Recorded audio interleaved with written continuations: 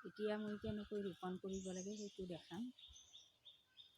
কাটিঙৰ পৰা আপোনালোকে ভিডিঅ'টো আপোনালোকে চাই লওক কেনেকৈ কৰিব লাগে।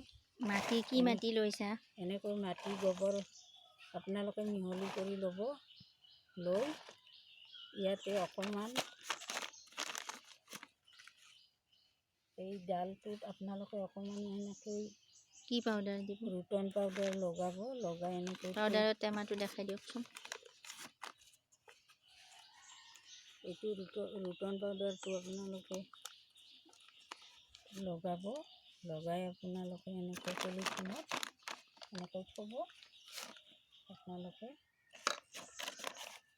আপোনালোকৰো যদি কৰিবৰ মন আছে এনেকৈ কৰিব পাৰে। এনেকৈ অতি সহজ কাম। এনেকৈ আপোনালোকে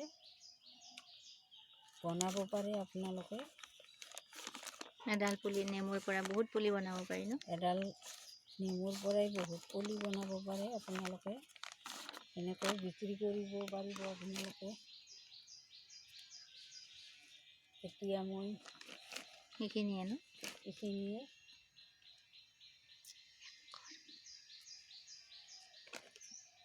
আজি ইমানতে সামৰিলোঁ। আগলৈ কি দেখাব? আগলৈ আৰু দেখাম। আপোনালোকৰ ভাল লাগিছে যদি লাইক কৰক, ভিডিঅ'টো শ্বেয়াৰ কৰক, কমেণ্ট কৰক, বেল আইকনটো দবাই দিয়ক। ধন্যবাদ।